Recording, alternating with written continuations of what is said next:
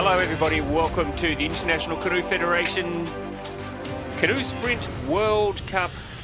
It's Sunday, it's the final day of racing. We have got some great finals coming your way, a absolutely picture perfect day here in Poznan.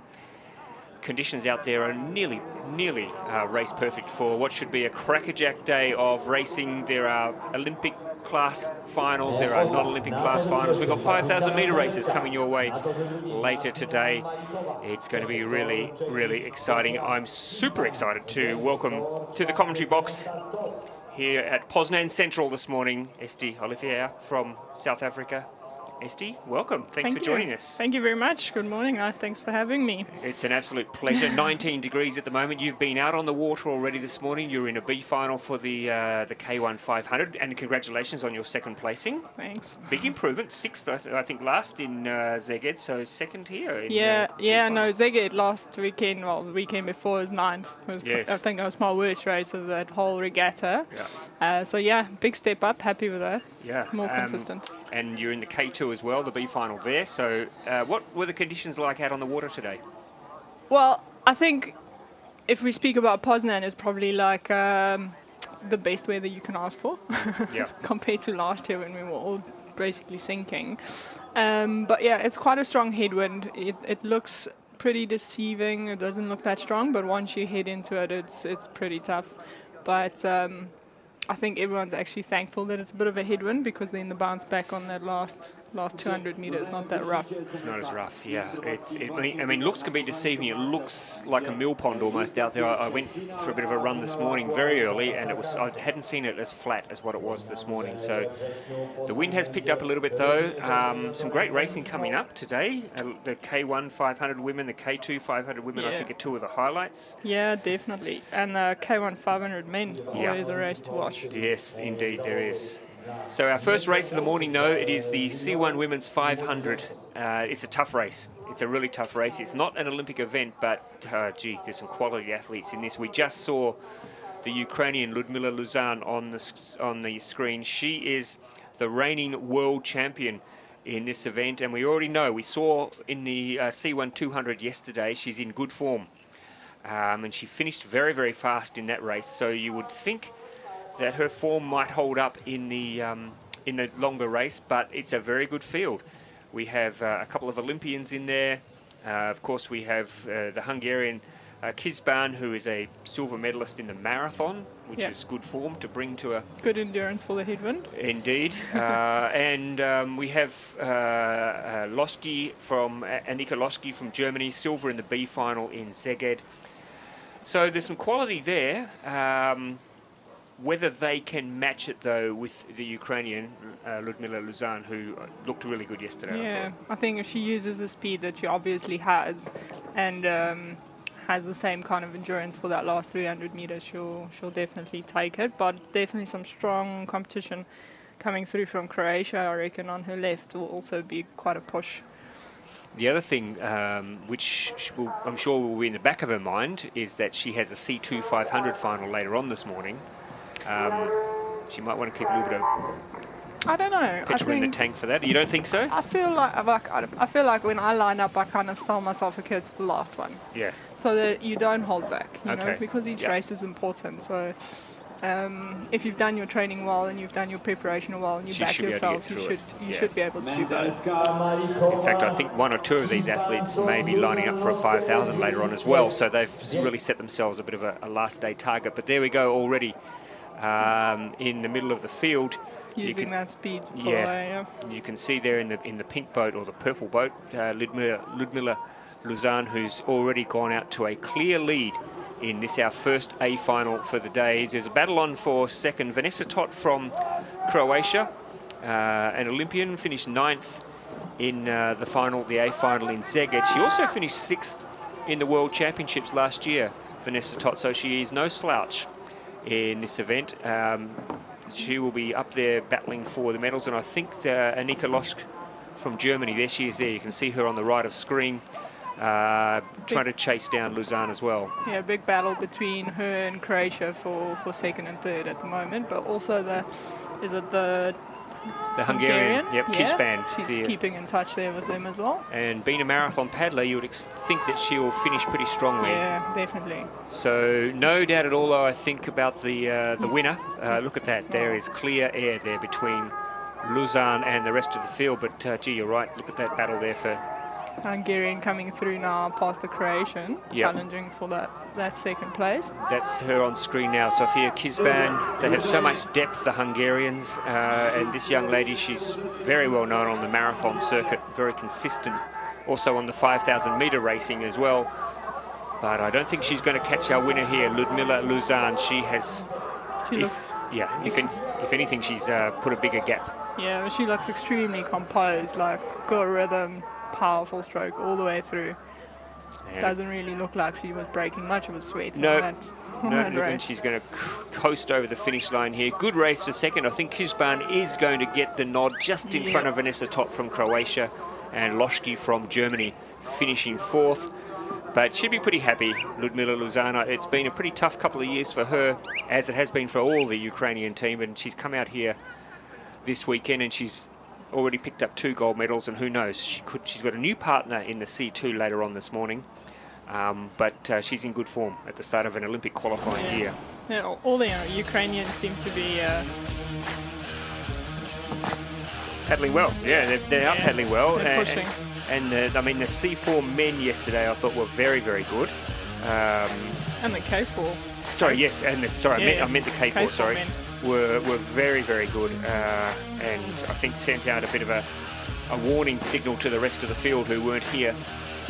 But Ludmila Luzan, she's a very, very accomplished paddler. Of course, went to Tokyo, picked up a couple of medals in Tokyo, a silver and a bronze, and I'm sure she would love to go to Paris next year and pick up a gold.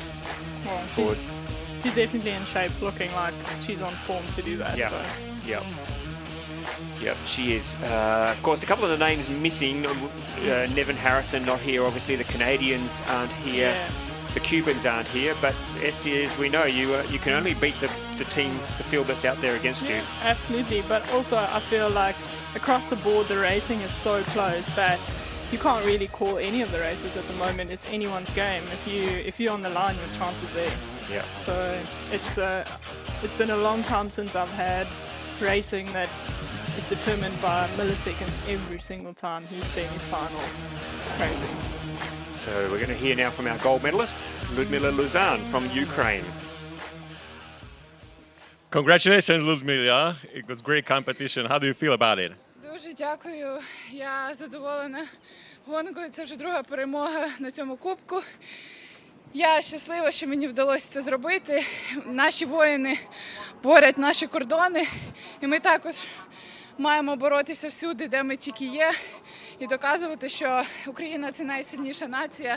Я пишаюсь тим, що я українка і маю право представляти Україну на весь світ. Thank you very much. So I'm not sure what she said. I think she said a little bit more than I enjoyed that race, and it was great being here in Poznan, and I'm so glad I won 2 gold medals. But look, fantastic and great to hear from her. Look, there's the final confirmation there. Big difference, nearly 4 seconds between Luzan and Kizban, who, as I said in the introduction, she's no slouch. So, and then Vanessa Todt picking up a bronze medal. She'll be pretty happy to be going home with a bronze medal in her carry-on luggage. Congratulations to the 3 of them for picking up a medal. Now, this is your race, Esti, the K1 Women's 500. This is an Olympic event. What's the racing been like here? It's pretty, again, a couple of athletes missing. Lisa Carrington obviously not here, which opens up some opportunities. Yeah, the Kiwis and the Aussies aren't here, but this is no walk in the park field that's still lined up at this World Cup. It might be less countries, but the standard of racing is just as high. We have Emma Jorgensen and Linnea Stensels, both very accomplished Olympians that lined up there, as well as Anna Maria from Croatia. She came through really strong with the Tokyo qualifications, and she's just been going from strength to strength. So she's always one to watch, it seems. She's got a really strong finish.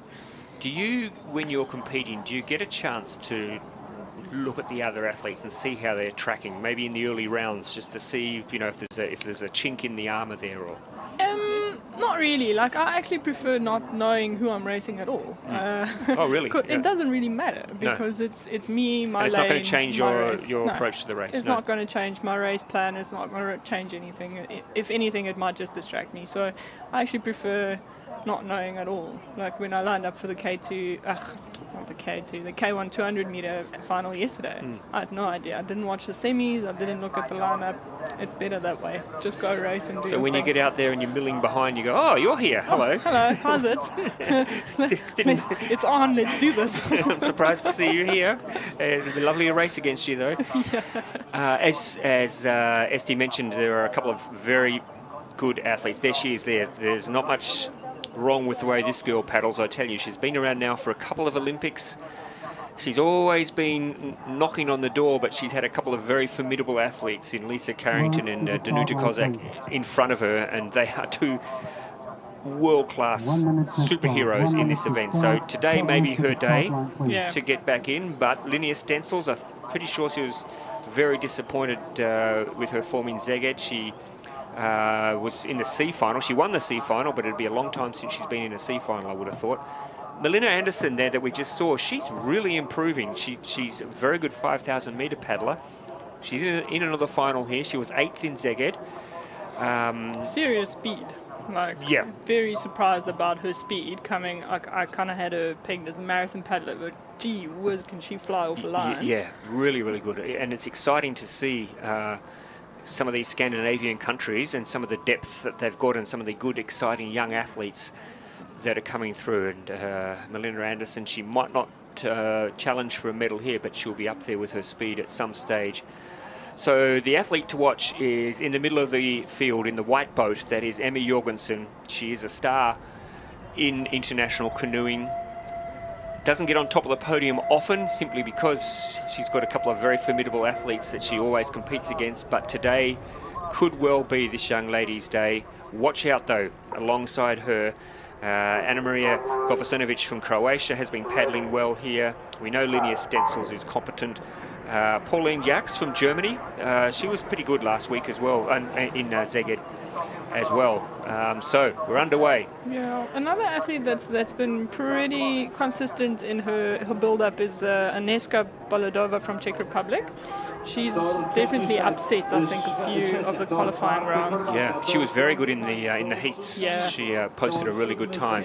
There's Teresa Portela there on screen. Now there is Emma Jorgensen. We'll get an idea in a moment how she's going. Yes, she's cleared out early to a lead, and it looks like it is Stencils who is chasing her down, and closest over here it is Teresa Portela from Portugal as well, who's having a very good race. But Emma Jorgensen, has she gone out too hard, Esty? What do you think? I mean, she's I don't know. Like, I've raced her before, and I thought, the speed off the blocks might have been too much, but she seems to be able to pick it up again and again and again and again until the year to the line.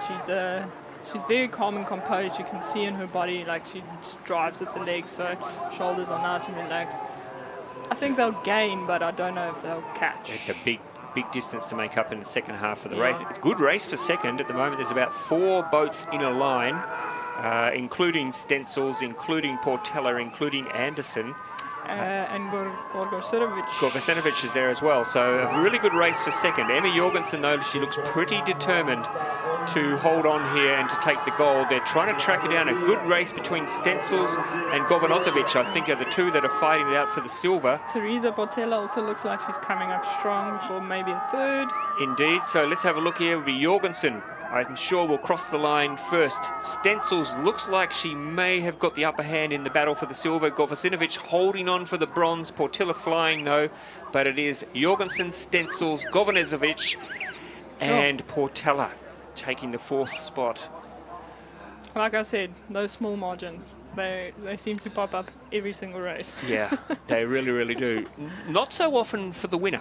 No. The winners seem to do it on a convincing stage, yeah. And Emma Jorgensen just underlining her class there. She's a class athlete, and I know you would have raced her many, many times. Yeah. So much experience from her, and I think that's what keeps her in tune for the full race. And Linnea Stencils much better this week than in Szeged, where she had to settle for the C final. handling a lot better this week. So, you know, it's not that important to be peaking at this time of the year, is it, SD? I mean, the big racing this year is obviously Duisburg. That's when you want to be at your very, very best. Yeah, absolutely. But I mean, it's always nice to start your season on a good foot, just to see that your base season was strong and successful. So Emma Jorgensen from Denmark, they're picking up the gold medal. Could be the first of a couple today. You would think that they'll give the 5,000 metres, especially the men's 5,000 in the kayak, a bit of a shake later on this afternoon with Mads Petersen out to win another title. We'll also see Emma later in the K2 500 Yeah. with her teammates. It's a tough schedule, but most of the athletes would be okay with it, the K1 and the K2 on the same day. Yeah. There's a lot doubling up, I noticed. It's close margins. Stencils is doubling up as well. I think she's in the final. Yeah, Stencils is also in the K2 with Moa Wickberg. All right, let's have a listen to Emma Jorgensen after her gold medal win in the women's K1 500. Congratulations, Emma. Impressive racing. What do you feel? I feel really good, and it was a really nice race, and I actually like the conditions like this. It's a good thing for me to win today. Yeah, it was a nice race, and it's a good feeling crossing the line first, and yeah, I just had a really good race today. Coming from Denmark, how often do you have these conditions during your training? A lot, and we actually thought it would be a lot worse here in Poznan because we have experienced that for many years. So this weekend have been really nice, and we were prepared for the worst. But it's fun, and it's nice that and the weather is good, and yeah, Denmark can be tough as well. So it's nice today. Thank you very much. Congratulations. Thank you.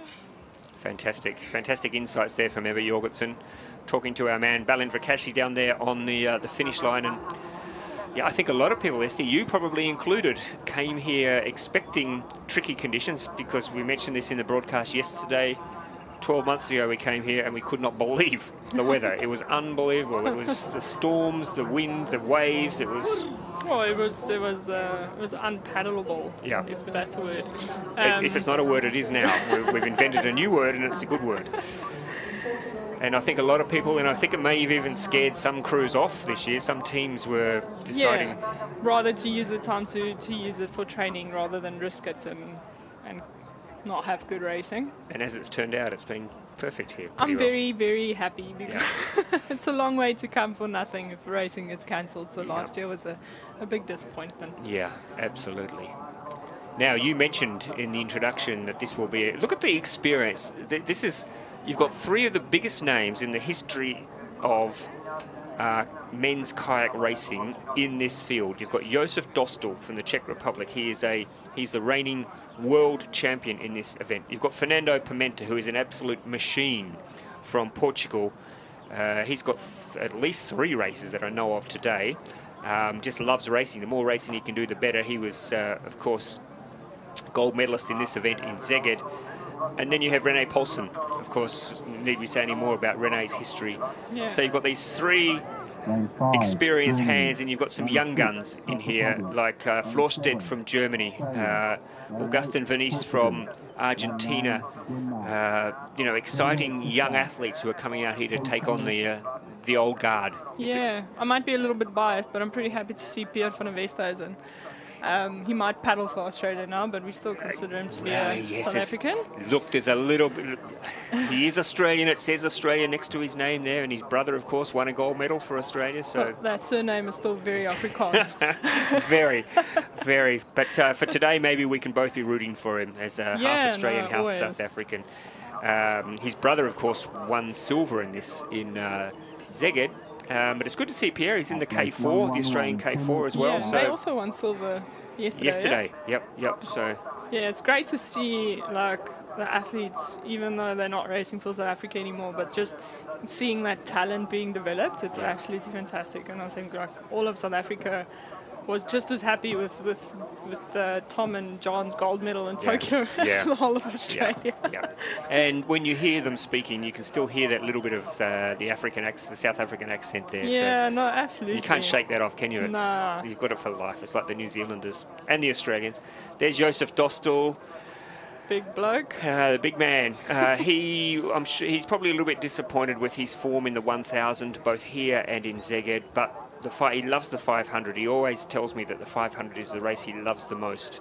But the 500 was the race where he broke into international rankings. That's right. Yeah, exactly. I think a lot of the guys are happy that the 500's back on the K2 and K4 program. Yeah. And of course, Fernando Pimenta, need we say more? Tried valiantly yesterday to stick with Adam Varga in the K1 1000, but nobody was going to stick with Adam Varga yesterday. I think he's put his foot down as favourite for. He's got one hand on the gold medal already, hasn't he? The Olympic gold medal already, Adam Varga. Yeah, he's in great form. Yeah. So this is going to be a great race. There is some experience here. Of course, we haven't mentioned Gustav Bock from Denmark, who's in this race. Of course, the Polish paddler Korsak had some good early rounds. Florsted, the German, is fast. It's going to be a great race. I'm expecting Pimenta and Dostal at some stage. They'll look across at each other and they will be cheek by jowl. I mean, goodness knows how many times these two have raced against each other. Yeah, but even Rene, just like that 3 triplet. And it's great to see Rene. I interviewed him early on this week, and this is his 5th Olympic qualifying campaign. He was going to retire, but just that desire to... Where are you going, Fernando? Wait. There's quite a bit of weed this morning on the course. I also, during my warm-up, caught at least 4 weeds that I had to stop and try and remove. So I wonder if he's playing mind games, though. He's trying to get inside Rene's head. just Well, we'll see if it works. Can you hear the starting drums, Fernando? No. So get back in the starting block and let's get this race underway. The men's K1 500. It is not an Olympic event, but don't worry about that. There's a lot on the line here in terms of pride for this field, and we're underway. And Good Pimenta, start, good even everyone. start. The half South African, half Australian Van der Westhausen is out nicely, in fact. Very good start from him. Good start for him. Pimenta on his outside, also going well. Dostal inside, and I think it's the German, Florsted as well, who looked like he was up there early. You see Pimenta, nice high stroke rate. And the Chinese, I think apparently, Joseph Dostal calls Dongzhang the Chinese Dostal, because apparently he's the only bloke there who's about the same size as him, and so he calls him, and they laugh. Apparently he gets the joke, Chinese Dostal. Chinese Dostal. Yeah, because he's about the same size. I know, isn't it, Joseph? Concentrate on your paddling, Joseph. So Pimenta and Van der Westhausen are out there. Look at Fernando Pimenta. He's second from the bottom. Well, Pierre is in a nice position to stay in contact with some of the favourites of the race, so it's nice to pace yourself against them. And Dostal looked like he was starting to come through there. There he is, the big man. He's starting to get that engine going. It's a big engine to warm up. It's like getting a huge jumbo jet up into the sky. He needs a bit of a longer runway. Like Usain Bolt, he never had the fastest start, but once he got going, he's gaining on Pimenta quite a bit. This is going to be a crackerjack finish. I think Dostal is digging deep. He wants this title. He loves this race. It's Pimenta. It's Dostal, Pimenta. I think Dostal in front at the moment. It's Dostal, I think, who's going to take the bickies here. Joseph Dostal, he'll be pretty. Dostal first, Pimenta second. Oh, gee, Rene flew home as well. I think Rene Paulsen may have got the bronze. Very close between him and the Argentinian. Yep, Venice. Yeah. Don't tell me this doesn't mean anything to Joseph Dostal. Don't tell me that this is just a non-Olympic warm-up race, because... No, you can't. Nope. Even the non-Olympic events is still so competitive. Yeah. Like, it's not like previous years where, the Olympic events took priority. No jokes. Olympic events are quite insane. Yeah. But the non-Olympic ones are no less competitive. And when you're racing against athletes of this quality, Esty, you want to prove yourself, don't you? Absolutely. You don't want to go out and get your bum kicked by Joseph Dostal. No, what are you doing here then? If you don't want to race the best at your best, then why are you here? And surely every time you race, you're getting a bit more of an insight into your own strength of mind and how to deal with all sorts of situations. You learn, you learn from every single race, every single stroke, and you have to take that and apply and adjust and and move forward. Look, did you see the gap there between Pimenta and Dostal at that stage of the race? Massive. Dostal wasn't very quick off the blocks, but boy, did he fly home on that last 300 meters. Once he got the wheels up off the tarmac, he was flying. He was really ripping home. So good for Josef Dostal's mindset as well. Look at that, Dostal. And I think if Poulsen's picked up the bronze, what a classic podium. Oh, yes, it does look like Poulsen took that.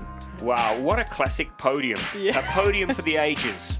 That was folks. a fantastic race. Dostal, Pimenta, Poulsen, 3 of the biggest names in our sport. Absolutely. And they're going to be standing up there on the podium. Renee, I think, can be super proud about that. He's had some tough seasons. He really has. This last base season, I picked up that, I don't know him that well, but I picked up that he had a really tough base season. Yeah. Having to do things a little bit solo. And so I think he came out this season having that fire to really prove himself again. So Congratulations, Josef. Impressive racing. How do you feel? Thank you very much. I don't feel very good. Well, I mean, I feel very good about winning this race. I cannot get used to my technique because I changed the paddle since I broke it last year, and I cannot find the good strokes. But eventually, I was able to win today, so I'm happy. Were you able to perform according to what you planned? I thought I would push harder the first 250, but the guys were insanely fast, especially the Australian guy. But I knew that if I'm able to catch him a little bit, it's gonna be good. I thought I would be top 3 because Fernando Pimenta is always very hard to race. May Poznan as well. So congratulations to all these guys. Also Augustin Vernis. So thank you very much. Congratulations, guys. well, if that was an unhappy race, I don't want to see a happy race, because goodness gracious, what a race. Interesting, Esty, he was talking about changing his paddle. Tell us about the effect that can have on and what difference he might have been looking for in a change of paddle. It can have a major effect. Like just in Szeged, for instance, my bags didn't arrive, including my paddle. And for the first few days, I borrowed the exact same paddle from Jantex, but it just wasn't the same. Didn't have the same feel. Yeah, it just doesn't feel the same. So it can affect your rhythm so much.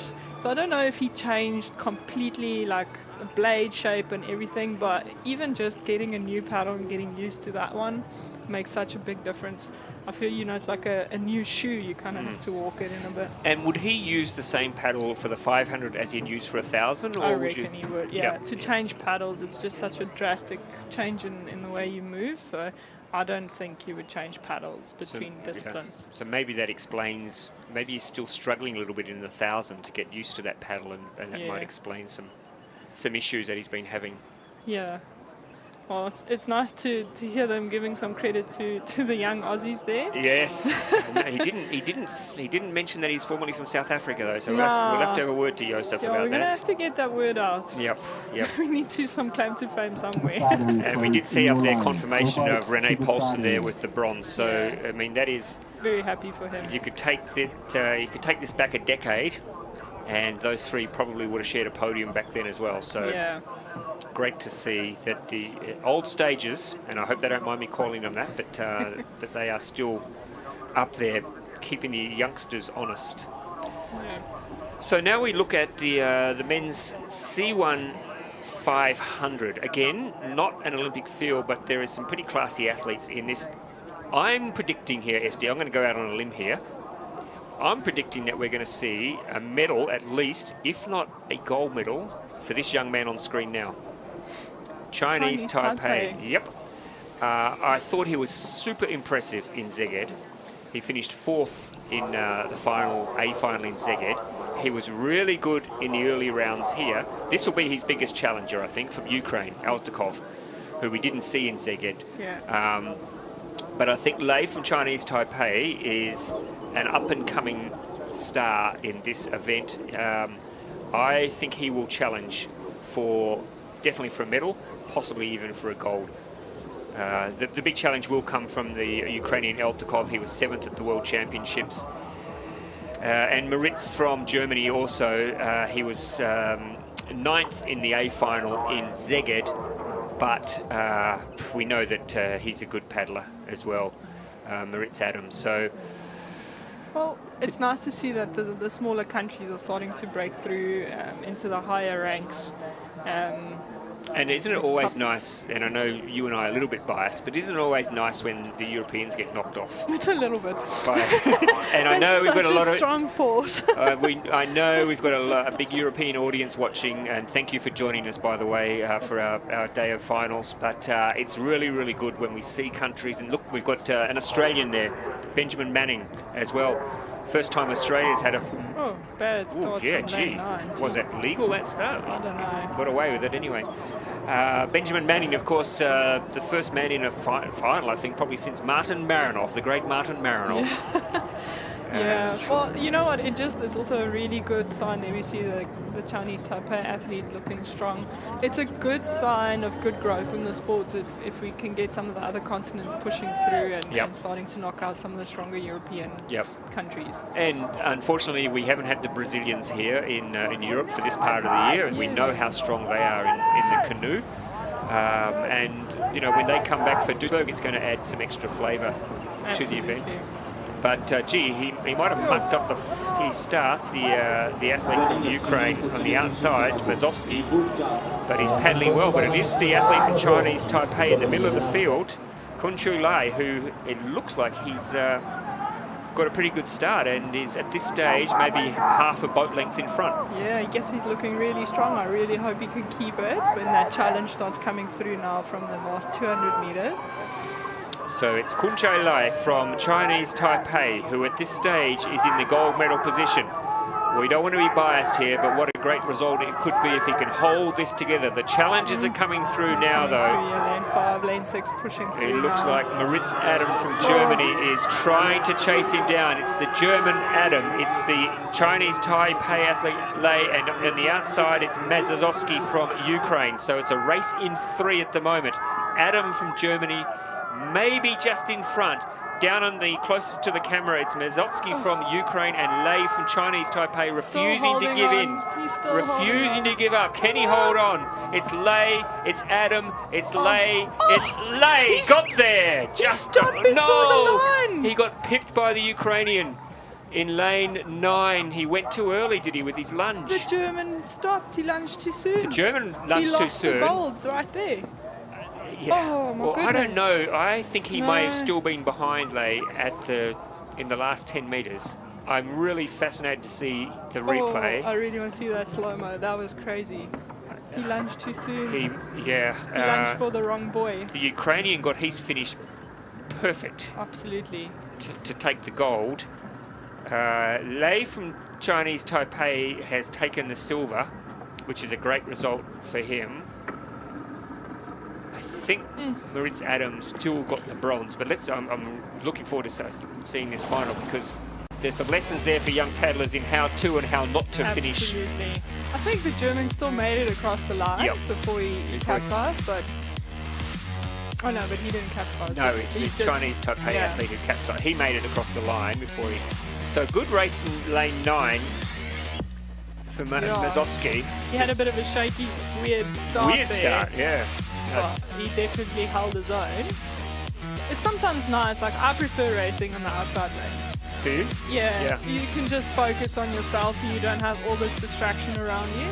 Martin Fuchs said the same thing yesterday. He won gold in the outside lane. He said that was his plan. He wanted the outside lane so he didn't have to worry about anybody else. He just did his own race and in the end it turned out perfect for him. So I think we're about to see a replay of the finish here. This was a bit of a dog's breakfast. So I think the Chinese Taipei athlete may still be just in front here. Oh, he's gone way too early. That is... Oh my goodness, he has... I don't know.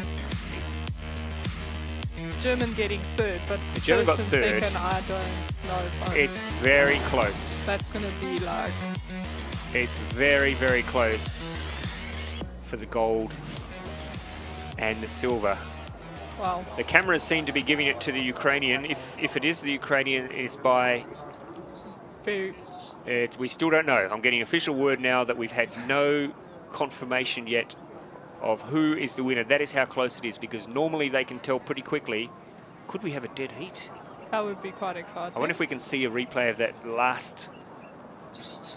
Chinese Taipei has got the gold medal. We've just had it Fantastic confirmed. race. Wow, what a great result for this young man. He will be Very happy. absolutely pumped. Nice and cooled off, and also very happy about He's had a his little bit of a gold swim in the Poznan water. medal. Yeah. You've been out there. Do you want to get it in your mouth or not? Probably not. No, I don't think. You wouldn't scoop a handful of it out. I don't think I'd be quenching my thirst with it. Here we go. Let's have a listen to our gold medalist. Congratulations. Very interesting racing. How do you feel? I feel really tired because everyone is very strong. Yes, it's the medal, gold medal is first for Taiwan. Yeah, so I'm really so happy. Thank you. You kicked your boat almost too early, so it was really close call in the end. You felt like not one more stroke for me? Yes, no one more. It's so tired. Thank you. Thank you. Yeah, I think that's right. If the race was over 501 meters, he might have been in big trouble. It's interesting. First gold medal for Taiwan. You said. So that's fantastic. A great moment for What a the way sport. to represent Yeah, for and the I small hope. guys. I'm sure we've got people watching today in Taiwan, Chinese Taipei, who are absolutely over the moon with that result. A gold medal in the C1 500. There you go. See some of his teammates taking in the moment. They'll be sure to support him on that podium when he goes up. Yep. It's nice. I mean, well, you know better than most, Esty, what it's like. Okay, we're going to take a break. We'll be back shortly.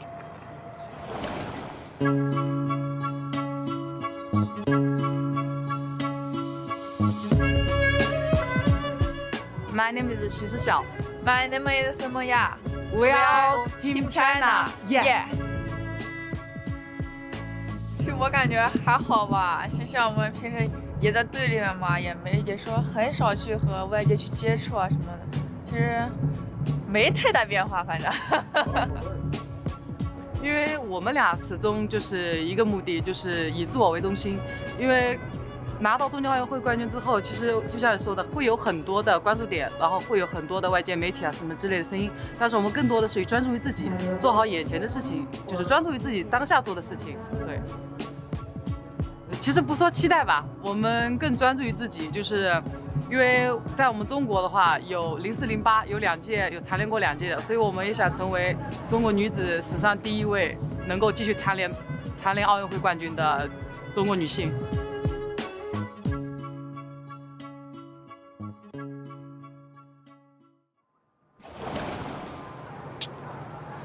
The Chinese depth here, ST, is quite incredible. The team has strong boats in all divisions, and they just seem to have, you know, third and fourth boats in every category as well. I mean, it's a little bit scary, I think, for the rest of the world to see how much depth there is in China.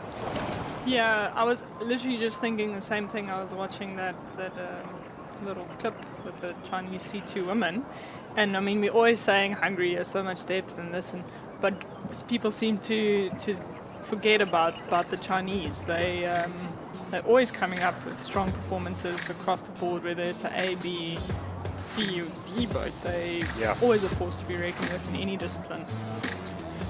Well, we're going to see very, very soon the greatest women's C2 boat in the world at the moment, competing in the C2 women's 500 meter final. They are Olympic champions, they are world champions, and they're going to go out today again to try and prove that they deserve to be favourites for Paris next year. We've had some great racing today. It's been fantastic having your company at home today. We hope you're enjoying the racing we're bringing you. And more fantastic racing still to come. We've got some K2s and C2s coming up, which is always exciting. And then later on today, I hope you can stick around later on for our 5,000 metre races. My name's Ross Solly. You've also been hearing the expert comments of Esti Oliver from South Africa. Yeah, I'm pretty excited for the 5,000. Yeah. It was very entertaining to watch in Szeged. And you've got a very close interest in the women's K1 5000 this afternoon.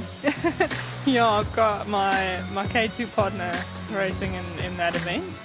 I don't envy her. No. But I'm very excited to see she's still very young junior, very green. So every single bit of experience that she can get is fantastic. And I'm actually very proud of how she's been handling herself against some extremely strong companies. And Esti, without wanting to dwell on it for too long, you're a very small team. I think there's only 2 of you here. Yeah, it's just us 2, yeah. And I think you're self-funding a lot of it as well, is that Everything. Right? Yeah.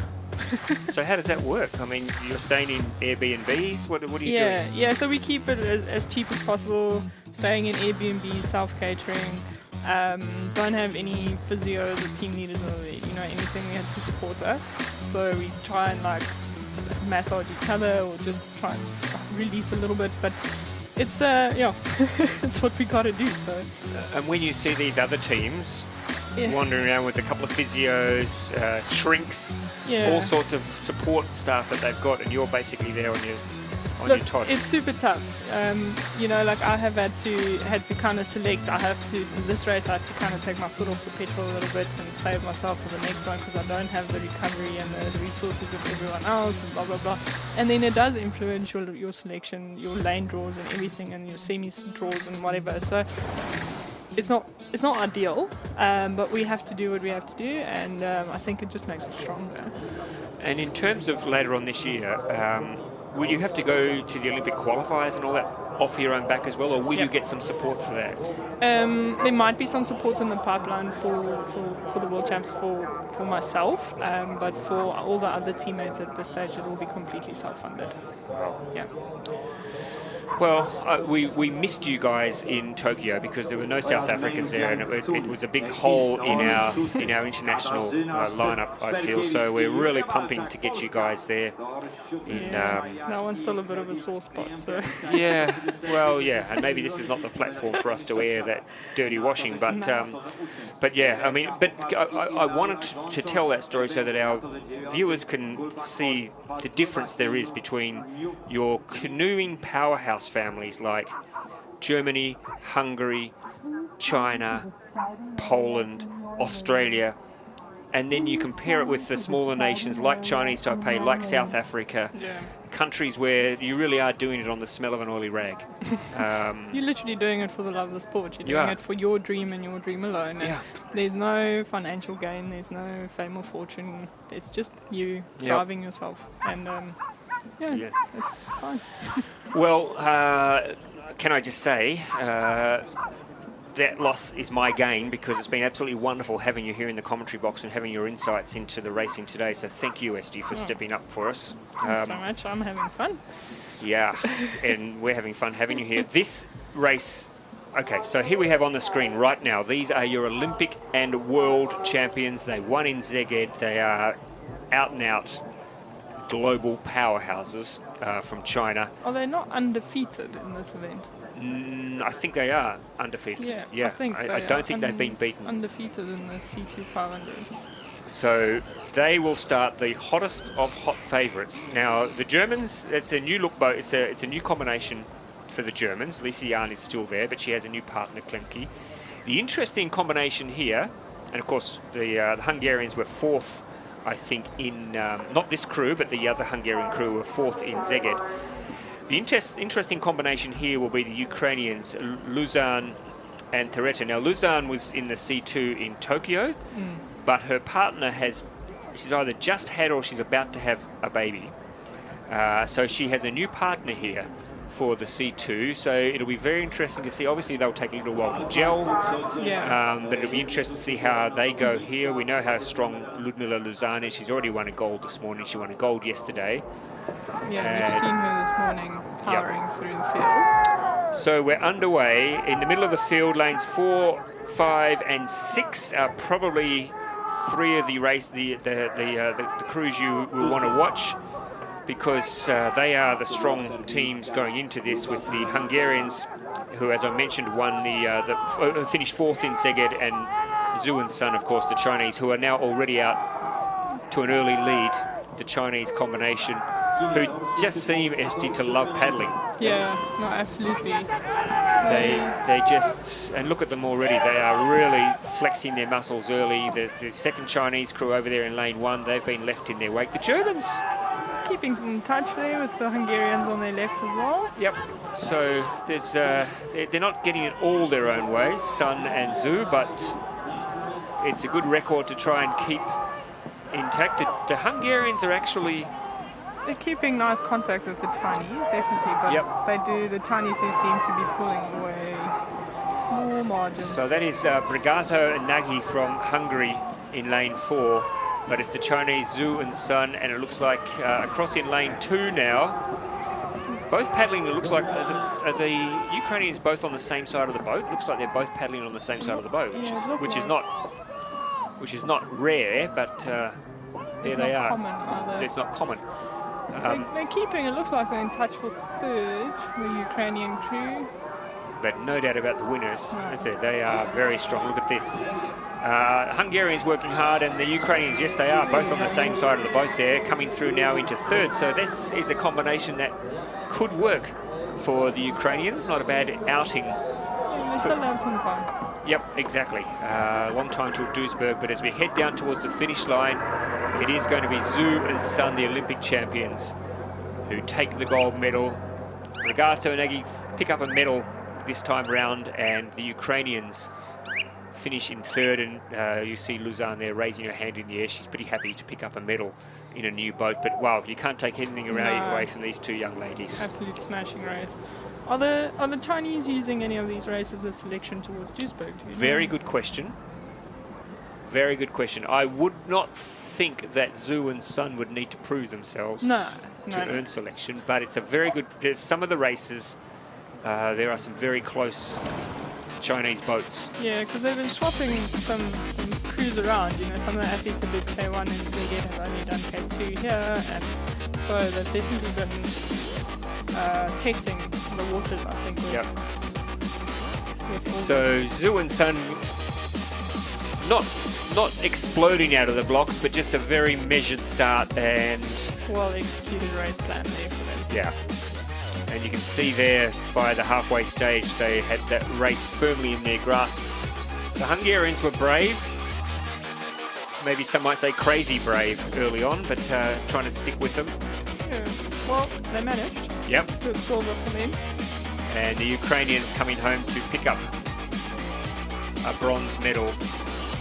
I believe Hungarians actually trained in South Africa during the race season, the spring training camp. Okay. Two athletes, yeah. Blanka Nagy. They come out to South Africa every year for February, March training camp. And we enjoy their company there on Rudderplat. Enjoy the warm weather. Yeah, definitely. Yeah. Where do you train, Esti, in South Africa? At Rudderplat Dam up in Pretoria. Okay. Yeah. What are the conditions like there? Beautiful. Yeah, of course it is. It's not a windy spot. The water is deep, the water is warm, so it's really nice, and it's big water for us to paddle on, big space. Okay, let's hear from our gold medalist from China. Congratulations! It was really impressive racing out there. How do you feel? Very good. It's very good. I say, no, very tired. No. Really good conditions out here. So, how do you feel about the competition altogether? 我们感觉还是非常的不错吧，因为整体的发挥啊，到我们俩的配合，我觉得都是非常值得肯定的。Thank you very much, Cecilia. Congratulations. They seem pretty happy. I think so. And it's good she's mastered a couple of words of English, which is good. Yeah. Because we've mastered no words of Chinese, so that she has one up on us. A confirmation there, Zhu and Sun, another gold medal. And Brigato and Nagy, they'd be pretty happy with their progress there. The Hungarians have got a bit of depth. Used to be It used to be they had one or two, or just one team that was at the very, very start in the C2. Canoe-Kayak, who we saw in the single event, and Virag Bala. But now there's a couple of other crews now have gone ahead and have moved into those two top positions there for Hungary. So a bit of depth there. But I don't know what they're going to do to try and knock off the Chinese combination. They are very strong. Yeah, and I think they're so confident in this event now that just adds to their success. Yeah. Here we It go. is early days, though. We have a couple of months, though, until the World Championships, which also double as the Olympic qualifier, so a lot can happen. Here is one of the races of the day, the K2 Men 500. So in the middle of the field, lane 5, another half South African, half Australian, Jan van der Westhuizen and Tom Green. Now, they won gold in Tokyo in the K2 1000. I think even they would admit it's been a bit of a struggle for them coming back in to the 500. They just haven't quite nailed the perfect race yet. No, they're always in contention, but I think they are still working on getting that perfect race and perfect. Yeah, they were setup. second in Szeged 2 weeks ago. I think today could be their day. Just talking amongst with the Australian camp yesterday, there was a feeling that they train down in Zolnok in Hungary, and apparently they've had a good training session. Initially they had some problems there. There were a couple of athletes who had COVID. They had all sorts of issues that prevented them from getting on the water as much as they would have liked. But the feeling is that the Olympic 1000 K2 gold medalists are ready to put on a show today. Interesting that right alongside them, SD, is another boat from Australia. So there'll be a bit of rivalry there. That will push them faster. Yeah, Riley Fitzsimmons is really experienced, and Jackson Collins has been on the scene for the last few years. So Yep. And from a great canoeing pedigree, Jackson Collins. His father, of course, was also a great paddler. Some other great combinations in here, though. The German combination is interesting, Esti. This is Felix Frank and Martin Hiller. They've changed combinations since Szeged. Yeah. So trying something a little bit different here. And the Lithuanians, Maldonis and Olejnik, very experienced crew together as well. Very. They were 7th in Szeged. Now, will that translate into a potential medal here in Poznan? Quite possibly. I don't think you can count them out ever. No. And of course, the Belgians, Arthur Peters. It's just would be good to see him up on the podium with the medal, wouldn't it? It would. That crew's been together for a few years now, and it'd be really nice to see them stepping on that podium as well. But even this Ashmel, please excuse my No, you have a crack at it. Well, Victor and Magnus from Denmark. Yep. I think they also a really good up-and-coming crew to keep an eye on. There's, I think that the Danish. Don't hold me to this, but I think the two Danish boats may be their K4 split up into two K2s. Possibly. I think you might be right. Certainly one or two of them were in the K4, but and they just came off the bronze. Indeed, and they were very, very good yesterday. Very good. So you can see a little bit confusing for you because there are two Australian boats, but the one that will start favourite is the one closest to the camera, the green and gold boat in lane 5. So they are your Olympic 1,000 metre gold medalists. But watch the Germans. It's a new combination there on their outside. And just for bragging rights, I'm sure that the Fitzsimons and Collins crew from Australia will want to make their mark. But it's the Germans who've gone out the fastest, Felix Frank and Martin Hiller. Also in the lane Lithuanians 6. in lane 3. Yeah, well, we know that Maldonis at the front of the boat is a very, very good 200-metre sprinter. Yeah, both him and his brother. Yep. So they will go out fast, but the Germans laying down a challenge early on for the Australians. Putting down the gauntlet there. You can see there, that's a great shot from our drone. The Germans there in the centre of the field on the right.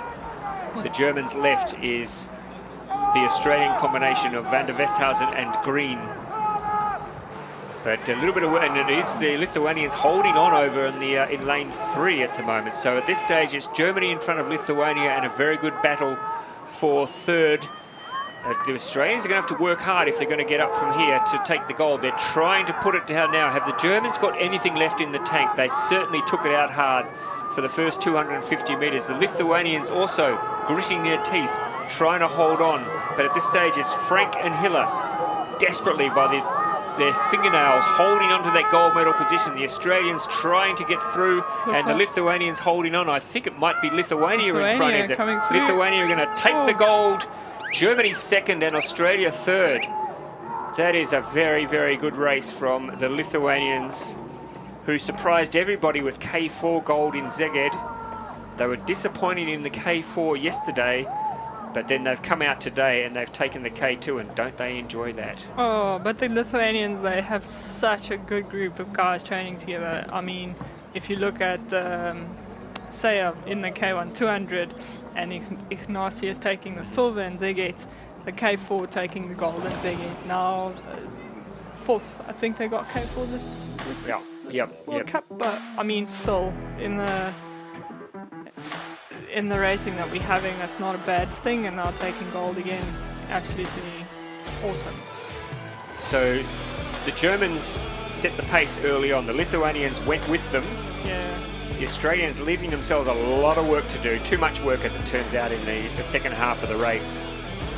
They came up strong, but I think that gap was just too big. Yeah, they were well beaten. They were well beaten Yeah. in the end. And the Lithuanians flexing their muscles and showing that they are in a good position this early stage of the season. The thing about the Lithuanians and throughout is that they're showing like really strong finishes. I mean, they're always quick off the blocks, and then they kind of settle into a pace, but it seems like their last 100 meters of a race is just absolutely crazy. And that's exactly right, Esti, because in Szeged, I looked at their boat and I thought they will be leading halfway because they're full of sprinters. They're full of 200-meter sprinters. But then at the halfway stage in Szeged, they weren't there. No. And all of a sudden, in the last 100 metres, they flew home. And again today, same thing. They've held on stronger than these guys who are 1,000-metre paddlers. Absolutely. They're doing very, very well. And Magnus Moldonis has always got some great things to say. Let's have a listen to what he thinks about that win. Okay, congratulations, guys. It's been a really exciting finish. How do you feel about it? Yeah, we feel really excited, as you saw that, after the finish, because we wanted medals and we got medals. Were you able to perform according to plan? I think we a little bit changed our strategy for this time. It's front wind, and we talked together that we push first part of the distance here, and we push all. Awesome. We went second part stronger. We, a little bit let down in the first place, in the first distance, and when we finished strong, now we changed it. Everything came together perfectly. Congratulations, guys. Thank you very much. Thank you. Yeah, good observation, Esti. Spot on. Just they went out hard early on, but were able to come home even harder in the second half. That's not a bad strength to have over 500, is it? No, absolutely not. 500. I mean, 1,000 is really tough because it's so far. But there's just something about a 500. The burn just starts so early. So there is confirmation with Lithuania, another gold. What a great day we've had. We've had gold for Lithuania, gold for Taiwan. We may have a few more countries lining up for gold medals. Gold for China as well today. So some very interesting results. Very spread out across the board. It is, and it's a sign of a good growing strength in our sport, just how international canoe sprint is. And when you look at the representatives here from Africa and from South America and Central America and Asia, and of course the Europeans are always strong. Canoe sprint is widening its global reach, and it's fantastic to see more countries picking up gold medals and doing very, very well. So our next A final will be the C2 men's 500. We've got the Hungarians, David and Adam, coming off their golden Szeged, so I'm sure they would want to repeat that. Yeah, they will probably start favourite. Interestingly, though, the Italians, Craccione and Santini, they won the C2 1000 gold yesterday and looked very good. They've also previously, I think, if my research tells me correctly, they were good in the World Championships last year. I think they finished 5th at the World Championships, so not a bad form. The Poles, Katucki and Zazula, they almost snatched gold. There they are there on the screen. They almost took the gold in Szeged, just beaten in the last 10 metres or so by the Hungarians, so I'm sure they'll be out to atone for that in front of their home crowd. Of course, the Italian combination, Cassidy and Carlo Tacchini, 3rd in Szeged, and the Fuchs brothers. Yeah. Martin Fuchs are coming off his win yesterday, so I'm sure he'd like another podium. Absolutely sure he would, and he told me earlier on the week, I was chatting to him, just how it's personal for, don't drink the water, Martin. Seriously, what are you doing, bro? Wants to lose some weight. Yeah, man, you don't want to get halfway through the race and nothing worse than getting 250 metres into a 500-metre race and thinking, ooh, better get to that line quick. What's going on at the back end? Anyway, so yes, he told me earlier this week just how the C1 is his big race. Obviously, that's his medal prospect, etc. But how the C2 is a personal thing for him because it's with his brother. Of course, his family. The name, the Fuchs family, is famous, and I think, Esther, you may know this. I think he's recently become a father. Yep, he has. Cutest little baby. Really? Yeah. Is there any other type? No.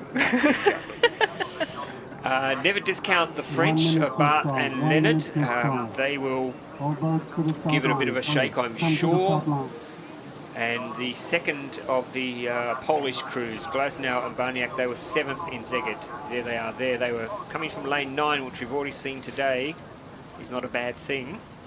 But they were 7th in Szeged, so they will be no slouches at all. But I think the athletes to watch, the Hungarians, and the Italians, and the first Polish crew of Kachetsky and Zazula, and maybe if they can cause an upset, the Fuchs brothers, but it's a very good field. It is an Olympic event, folks, don't forget that. So, you know, these guys are all eyeing off Duisburg later this year. They're all eyeing off a quota to get to Paris next year. Where's the African continental qualifiers, Esty? Do we know yet? At this stage, it sounds like it's going to be in Nigeria in November, but we don't know dates and everything. Anyway, you won't need to go to that because you would have already qualified in Duisburg. That would be cool. Yep, that's the goal. And we're underway here in the men's C2 500 final. Quite an equal start there. The Hungarians didn't have the best run out the blocks. And already they're a little bit behind the Chinese, who we didn't even mention in the preview, Lu and Jai, Bo and Jai, who have been racing together for a little while now, so they are used to each other. But let's have a look now. There are the Fuchs brothers, Peter and Martin. I think the Polish crew is also doing very well. The combination of Kotecki and Zazula. In fact, they may have a slight lead at the moment over the Chinese. The Hungarians leave themselves a little bit of work there at this stage. The Chinese looking like they're keen to match the women's results. Yep, so there is Zazula and Kotecki, silver medalists from Szeged. And the Chinese, Jai and Bowen, Jai and Lu, sorry, also putting in a challenge, but it's Poland in front at the moment. The Fuchses are putting in a brave race as well in the middle of the field, but this is very close. It's a very close race. There's 5 or 6 boats in contention here.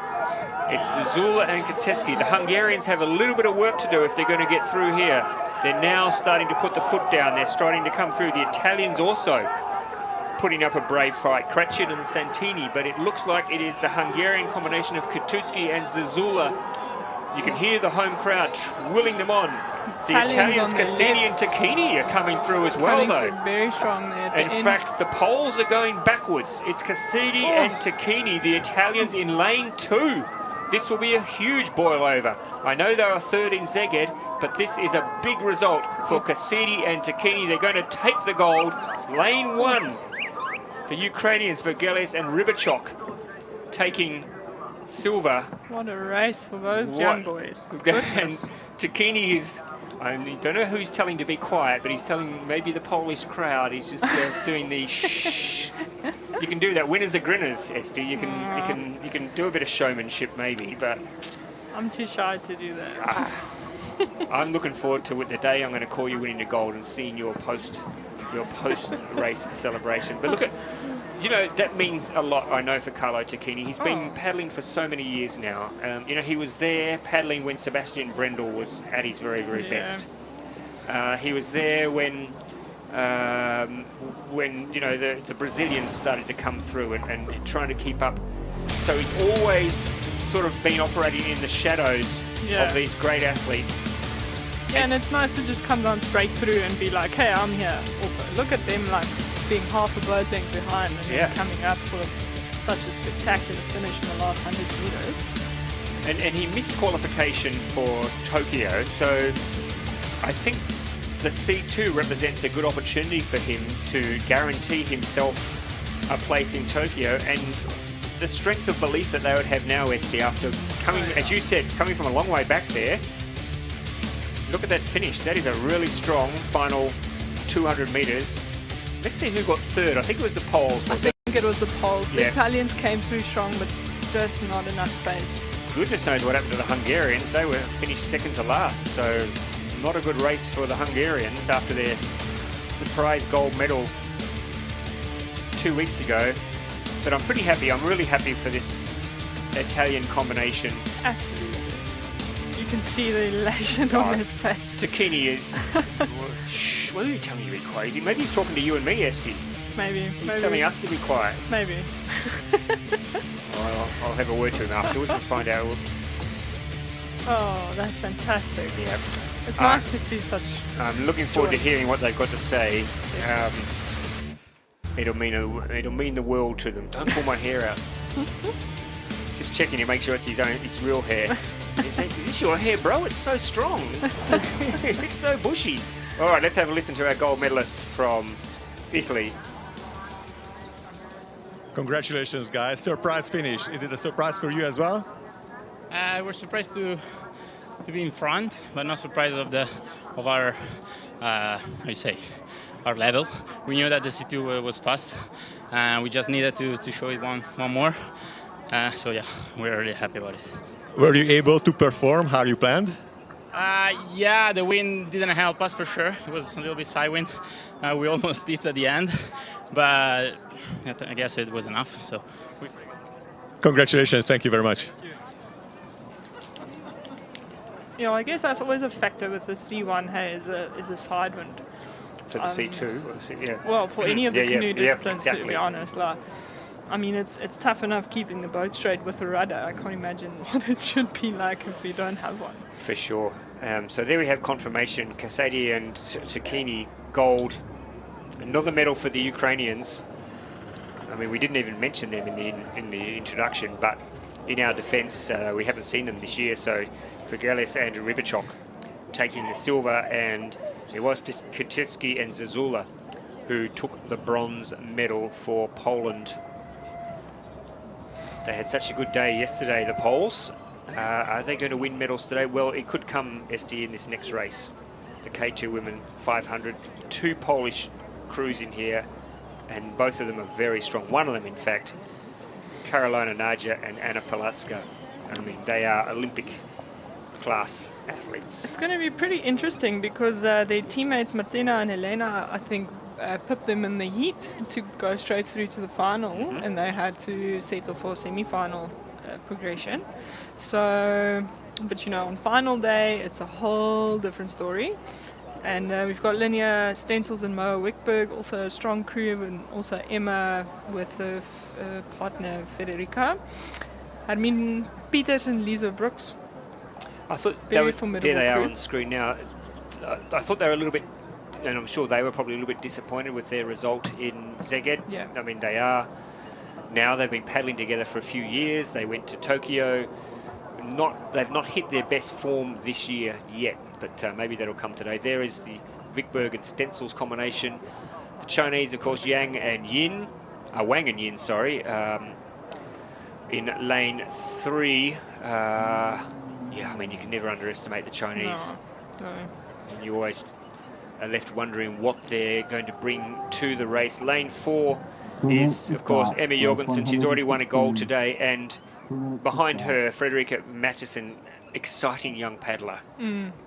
She's so fast in the 200, and yeah, I can testify. yes, you can. Now, the Germans, we haven't mentioned them, but they were very good in Szeged, Paszek and Julhake. In fact, in Szeged, they finished, I think third. They took the bronze. Third, yes, yeah. they did. Wisniewski and Klatt, silver in Szeged.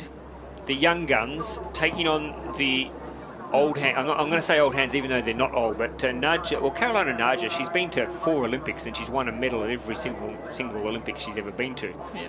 I mean, that is incredible pedigree. And sitting behind her, Anna Palaska, I mean, that is good form to put in a K2.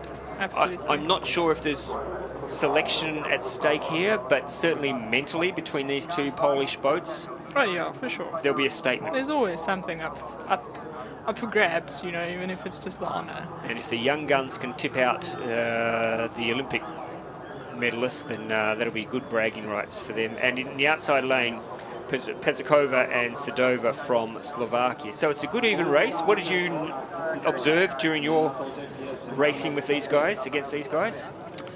Look, I think the Germans is going to be the favourites. I would almost say between them and Karolina and Anna from Poland, but I won't count out Martina and Elena from Poland as well. It's a very experienced lineup, so yeah, I think it's going to be really close racing. What intrigues me is this new plastics that Germany is using. It's quite an interesting boat. That Germany are using? Oh yeah, look at that. The tail is quite fat. So very interesting. Well, we'll see if it's going to help them. That's the green boat that Esti's talking about. The Germans doesn't seem to have helped them get a very fast start. No. The two Polish crews who are in lanes 6 and 7 at the moment, they have gone out, and across there in lane 4 it's Emma Jorgensen and Matteson from Denmark as well. So those three at the moment have the early advantage, but it is very early days. This is a 500-metre race. It's an Olympic event, so you're having to look here, folks, at potential Olympians for Paris next year. And that rivalry between the two Polish boats, look at that. They are cheek by jowl at the moment. There is nothing between them. No, I think they've got tunnel vision, and it's just the race between those two boats. They think there's bragging rights at stake, and in fact it's the young guns, I think, Wisniewska and Klatt at the moment, who have the advantage, but it's not by much. In fact, we'll see here as they cross, it's Klatt and Wisniewska in front, Naja and Palaska breathing down their neck. Can anybody knock off these two? The Germans are struggling to get back in touch, although the Danish are putting up a good race. They're very good in the front half. They're holding it. But it's Wisniewska and Klatt at the moment, the youngsters, who are now, we see the experience. Now you see them coming through. Look at Naja and Palaska. They are digging deep. They don't want to be beaten. They don't want to be upstaged in front of their home crowd. You can listen to the Polish fans, folks. They are getting behind both these boats. Picking up that stroke right now. Naja and Palaska, they mean business. They are working hard. But Wisniewska and Klatt, they're holding in. I think the youngsters are going to get there. Wisniewska and Klatt got there just. Oh, very close finish between Germany and Denmark as well. For the graphics suggested it was otherwise, but I'm pretty sure to what I saw, it was Klatt and Wisniewska, the youngsters on screen. What a race. Who held on and just snatched the gold from the fast finishing Carolina Naja and Anna Palaska. What does this mean for that? Look at that. They're K4 partners. Well, 3 of them are in the K4 from yesterday. Oh, no, they're not, sorry. Martina Klatt wasn't in the K4 yesterday, but a lot of rivalry there now. But also, you know, it's nice to see, and you saw it with the men between Pimenta and Dostal and everyone when you get off the water. It's, you know, it's war on the water, but as soon as it's over, everyone's happy, everyone's friendly, everyone's in this together. Like, it's really great to see the camaraderie off the water between the teams and the athletes. It's certainly, I think, one of the finishes of the day. Absolutely. That was very exciting. And you can see here at this stage, curious to see who got that bronze. It was very close between Denmark and Germany. Yeah, good race from the Danes, sticking with it. It's a very good comeback from the Germans as well, Yeah. because they looked like they were dropping They were off slow. a bit. They were slow out of the Yeah. start. Maybe it was that funny shaped boat you're talking about, Esty. No, I want to actually ask them about that. So here we have them coming towards the finish line, and you can see the stroke rate of Naja and Palasko really lifting. But confirmation there as we get to the finish line. Definitely You can the see young. that fight. Yeah, look at that. Wisniewska and Klatt. Oh, it looks like the Danish Ooh. just managed to put the Germans there. Well, they'll be pretty happy with that. Absolutely. A couple of medals for both Jorgensen and Matteson this weekend. But these youngsters from Poland, I reckon they'll be pretty happy with that result. I think it's their second gold medal for the weekend for this combination. I think they also won the 200 as well. Sure. In the K2. So it's a good weekend when you can take home 2 gold medals, isn't it? Smiles all around, yeah? Yeah. It's not a bad day's work, definitely. So let's have a listen to our Polish gold medalists. Congratulations, ladies. How do you feel about it? We are very happy. It was the best race, seriously. We are happy. Did everything come together as planned? Yes.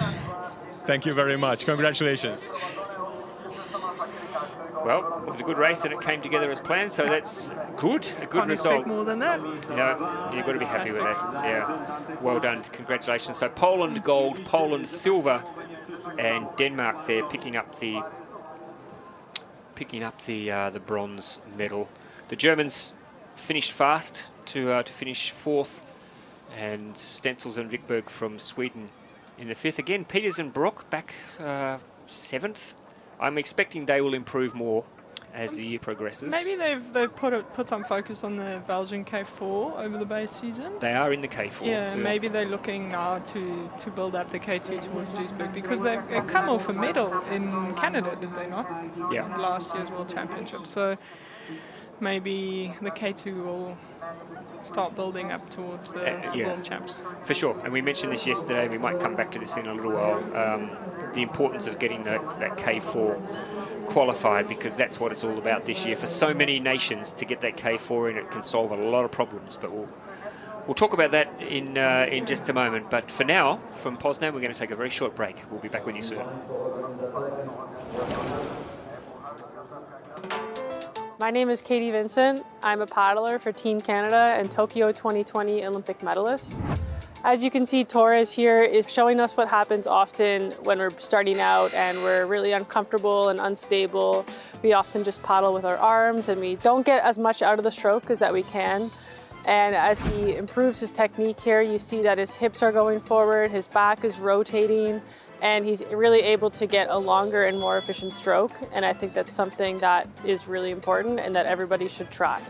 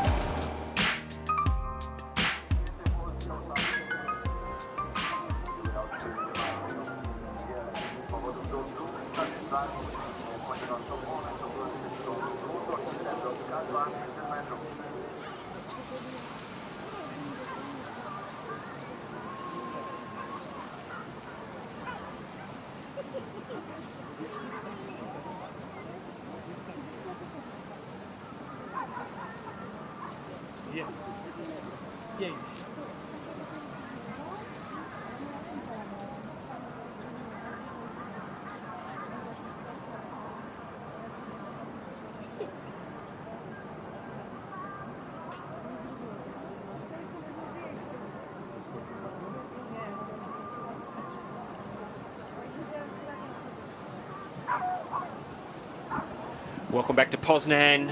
Look at that beautiful day here in, I'm going to say, the Polish sprint capital, canoe sprint capital. I'm not sure if there's any other places in Poland where they do a lot of the canoe sprint. Not that I'm aware of. I know they've got something going. The European Games is in Warsaw, but it's only 500 meters. In Krakow, it is, Krakow, yes. No, I think they've got a new facility there, but this is certainly where most of the canoe sprint action happens in Poland, and it's been fantastic. The weather here this week has been awesome. Not particularly hot, but not cold, but the most important thing was, besides one day, Esti, when that mini hurricane came through and lifted up a balloon. Actually damaged one of our boats. Oh, did it really? Yeah, Oh, it pegged it into the boat track, and it was a quite extensive damage. So we were walking the boat back to Nelo past Andre, and we was just like, I'm so sorry. Like, So could he fix it, or did you have to get a new boat? What did you do? luckily it wasn't my boat. It was the boat for Helen, and she's not racing. Well, she's racing the 5,000, but she can use my boat now. But so she didn't need it for racing because she was just doing K2. But you still feel bad. Like, I feel terrible when equipment like that gets damaged. Yeah, so just for people at home, yeah, there was a little mini hurricane came through, and you might see in the background of the course there are some balloons, big balloons. When I'm saying balloons, I'm not talking about kids' party balloons. I'm talking about huge banner, big banner balloons. Yeah, and one of them got picked up. I'm just seeing if we can see it in the background here. No, there's none there. Look at this busy young lady here. You're keeping herself entertained on the last day of racing. Goodness gracious. Ludmila Luzan. Can she pick up a third medal today, which would be a good day out for this young lady? I think she probably deserves to be favourite because her partner in this mixed C2, Taras Mistruk, is also pretty good. The Poles, there are two Polish crews, two Ukrainian crews in this mixed C2 500. And there's some paddlers there who have already been on the water today. In fact, most of these paddlers looking down the field have raced at some stage today. Have you done any mixed racing? I did some mixed racing in Szeged with one of our guys that had his international debut. It was quite fun. Was it? Yeah. Definitely, I think an event to invest in for the future. I quite enjoy the mix. It's something completely different racing with a male athlete. Yeah. And it is. And the exciting thing about this, Esti, is that it's an event which we can push for to get in the Olympics because we don't need more athletes. And for the Olympic movement, the big question always is when we suggest more new events, how many more athletes will you need? Because they've already reached their absolute limit. And so for this to be an event where you don't need extra athletes, it's the potential there for more races on the Olympic program. But that's a discussion for another day because here we are, we're underway. It is the mixed C2 500 metres final. We have Zazula and Welzak in lane 3 from Poland, Luzan and Mistruk from Ukraine in lane 4, Braun and Kotecki from Poland in lane 5, and Tereta and Mazowski from Ukraine in lane 6. Always interesting, I think, Esti, to see the formation, whether you go with the woman at the front and the man at the back. You see you've got a mix there. You've got two boats with the woman in the front and the man at the back, and two the other way around. Versa, yeah. Yeah, I think it just depends on how you're comfortable. Like, I don't feel comfortable in the front of the boat with a man with so much power behind me. It just feels like I lose control. Yep. But when I'm behind them and they kind of almost pull you forward, I feel much better in contributing to the boat. So I think it just depends. Yeah. So it seems to be working well at the moment for Emilia Braun and Julius Kotecki from Poland. good race as well from the Ukrainians, Luzon and her partner Mishchuk. Also interesting. Also on the same side, the same as the same as their C2 women's combination. Yeah. So it seems to be working. I mean, the Canadians did it very, very well for many years. Yeah. Lawrence Vincent-Lepon and Katie Vincent, they made a success of it. So it certainly doesn't work against you if you can get the timing right. So at the moment, it is the Polish combination of Braun and Koteski in front. It is Luzan and Mischuk chasing them down now over the final 100 meters. Strong contention from the Ukrainian partners as well. Ooh, yeah, the two Ukrainians, I think it was Luzan and Mischuk though, who got the silver. Third place was pretty close between the Polish and the Ukraine crews in lane 3s and 6. That was quite a close finish for third. So a bit of excitement there for the home fans today. They've come out looking for gold. They had 4 gold medals yesterday. And I think that's 2 in a row now for Poland. Definitely showing that they're a powerhouse country to be competing against. And good to see the Ukrainians doing well, and 2 boats in this race. Such depth in their canoe programs, especially, but their kayak programs also have proven to be very, very solid here in Poznan this week. So we have one more final to go for the morning session. And it's going to be a good one. It's going to be the mixed K2. We'll look at the field in just a moment. But a few very well-known athletes jumping in mixed boats for the mixed K2 in just a moment. But this afternoon, let me pre-warn you folks, we've got 5,000 metre races and we've got a couple of crackerjack races as well. The men's, well, we know that Mads Petersen will start red hot favourite. Fernando, oh yes, that is close, isn't it? Looks like a third for Ukraine. Yep. Fernando Pimenta had all sorts of problems in the 5,000 last week with his rudder. He told me that he's fixed it up this week. He's trying a new approach. He just he hates portages. He just hates portages. You know what? A portage is... I've done a few marathons coming from South Africa, and I've done some marathon world champs as well, but a portage is just such a difficult thing. Yeah. And then when you do such small laps, and then a JT portage, probably the most complicated portage that you can find, it's something you really have to practice. It's not something that you can just quickly do and think that you're going to execute it well. All right, let's have a quick listen now. I think we're going to hear from our gold medalists.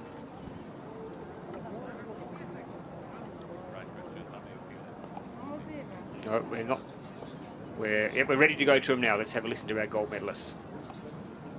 Congratulations, guys. How do you feel about the victory? That's amazing what we do now, and what we can do. We go into the World Championship and do again this and won. How often do you paddle together to get this fast? Yeah, we go into 2 times in the C2, and I feel very happy. Thank you very much. Congratulations. Oh, that's not a bad race for 2 times together. And I think it's the same for a lot of these crews. When I interviewed the Australian mixed K2 combination after Szeged, and as you would probably know, Esty, in Australia, and I'm sure it's the same in a lot of countries, the men's training program and the women's training program are in different places, and they rarely ever come together. So the only time they get a chance to actually have a bit of practice is when they come to an event like this. Yeah, a few days before. And they think, who wants to go together in a mixed K2, and let's see how it goes. But you know what, I think also in countries like that, where they have strong crew boat training in general, it's easier to just get the boats together because people, like the athletes, are experienced in crew boat racing. Whereas if you get countries where we scarcely do any crew boat racing internationally, it's much harder to get a boat together on such short notice. Yeah. Like you can't, there's the experience and the comfort in a crew boat's just not there. It's such a good observation, spot on. Okay, let's have a look. Our final gold medal race for the morning program here in Poznan, and it is the mixed K2. So there's Fernando Pimenta you'll see him in a moment in lane 4, out again for another race. He's got the 5,000 later on. The man he just likes racing. He loves racing. The Chinese Chen and Zhang, a couple of Chinese boats actually in this race. We have a crew from Singapore, Denmark, the Italians, Fantini and Ripamonti, Uzbekistan and Hong Kong. So nice spread, nice global spread here. A couple of good strong representatives from the Asian nations with Hong Kong and Singapore and China, and Uzbekistan all competing. Yep. And Ukrainians, can they pick up another medal? The Portuguese and the Italians and the Danes as well. Bock and Funch there. Funch was very fast actually. In the, I think it was the K1 200. Yeah, I think she got 6th or 7th. Yep. So, and Teresa Portela, Fernando Pimenta, they've won this race before. They don't have the Aussie crew that won in Szeged, so No. they might take a step higher. Now, interesting observation here, Asti. You may not be aware of this, so I'm happy to pass on something that you may not have heard about. I asked the question before Szeged, why isn't Pimenta wearing his cap? And apparently the rules are that the athletes have to be dressed exactly the same. Yeah. So if Portela is saying to Pimenta, there is absolutely no way I'm going to wear that stupid hat backwards, and then Pimenta just has to suck it up. He has to suck it up and he has to expose the bonds to the sunshine. And because Portela, I would say to him, I'm not wearing a cap and I'm not wearing it backwards. So Well, I've got some good sunscreen if you want some. yeah. So it's very unusual to see Fernando Pimenta racing without a cap, but that's the lay of the land. Portela is the boss. Yeah. And what she says goes, and she doesn't want a cap, so there is no cap. And you can see there in each boat. I don't think the rule applies for sunglasses. Well, I'm not sure. I think it does though. Actually. Does it really? I do think it does. That'd be annoying. I might be wrong, but I yeah. do. So we're underway, and it is Good in start. lane 4. It looks like it is Portela and Pimenta who have raced out early. Alongside them in lane 3, the Danes, Funch and Bock. And the Chinese across in lane 8 look like they had a good start as well, Han and Liang. So good race at the moment for the capless Pimenta. You'll be cursing him. Maybe that's Portela's probably thinking that's how I'm going to get him angry. I'm going to not let him wear his cap. I'm not going to let him wear his cap. And he'll be so annoyed that he'll come out here and just fly down. And look at that. But They've they're got just pulling away from yeah, they've got a very big lead there. They've got so much experience on that one boat. There really is, So isn't there? ridiculous. So Portela and Pimenta, they've won this race before. Good race for second. It looks like it might be the second Chinese crew, Han and Liang.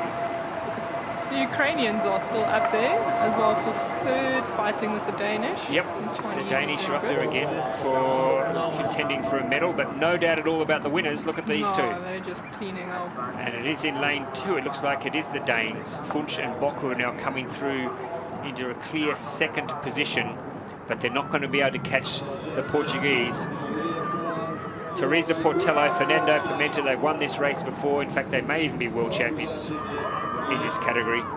And they are going to take the gold medal here. The silver, well, that's the interesting race at the moment. It looks like Funch and Bock holding on at the moment for silver, coming through the Ukrainians, but it is going to be gold to Portugal, silver to the Denmark, Danes, and Ukraine taking the bronze.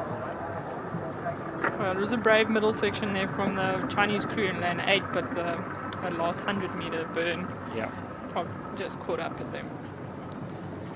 He's saying, why can't we wear a hat? What is wrong with a hat? What have you got against hats? I like hats.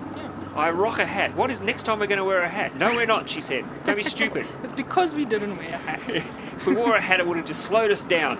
So just be quiet, suck it up, and enjoy your first gold medal of the weekend. And I'm happy to have pulled you over the line. It's a pleasure. Yeah, I'm happy to have pulled you over the line to finally get a gold medal here in Poznan. Yeah, but they look good together, I must say. They look Don't so they? powerful together. Yeah. Yeah, I think the mixed boat idea, especially looking at smaller countries, and in terms of Olympics, maybe along those lines, it really creates an opportunity for smaller countries to put in strong boats, you know, for the future, because it might be easier to get a strong female and a strong man together. for the younger countries, but not so much. Maybe too strong of females. The gap might just be too big, or whatever reason. So, looking forward, I think the mixed racing is definitely going to pick up and be very exciting. Yeah, I think when the World Championships arrive in Duisburg, I think we're going to see a lot more depth and a lot more teams competing. Yeah, because I think in Denmark, World Champs in Denmark, I think it was one of the debut races for mixed. Yep. And then, you know, it was just kind of a fun thing. Everyone was kind of giggling about it, just doing it for fun. No one trained or prepared. And now it's like a full There was a definite step up in Halifax. I think there was. No, it's now a definite race that we actually prepare for. Yep. So congratulations. They're taking their time. They're taking their sweet time. The Portuguese getting over to. Getting that forehead tan.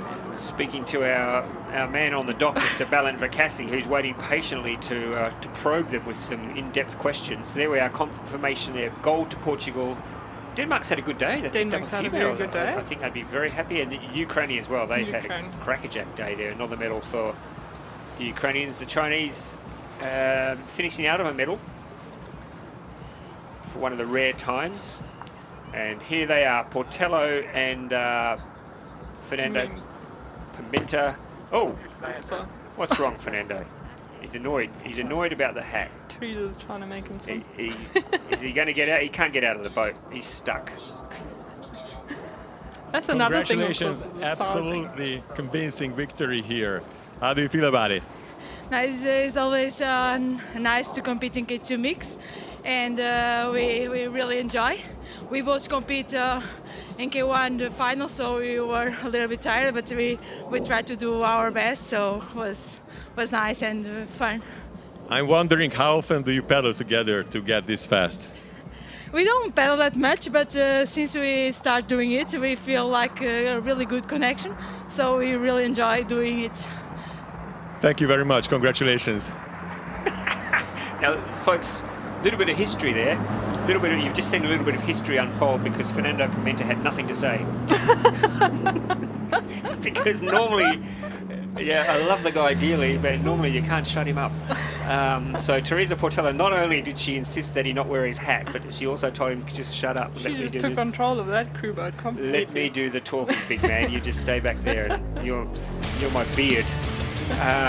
Well, what a great way to finish off a fantastic morning of racing. We've seen medals spread all over the globe today. We had medals for a gold medal for Chinese Taipei, which was fantastic. We had gold medals for Italy. We had gold medals for Denmark, China, Poland. It's been a fantastic day of global racing. And we hope you've enjoyed it. Esty, I'm so happy to have had you in the commentary box. Will you come back and do some 5,000 metre this afternoon? Absolutely. Is that your dog outside, by the way? I can hear barking. I really missed my dog, though. If you want to come back, you are more than welcome to come back for the 5,000 metres this afternoon. We thank you at home for watching. We hope you've enjoyed this coverage live from Poznan this morning. There's still some great racing to come. We hope you can join us a little bit later on today when we bring you 5,000 metre races in men's and women's canoe and men's and women's kayak. From me, Ross Solly, see you soon.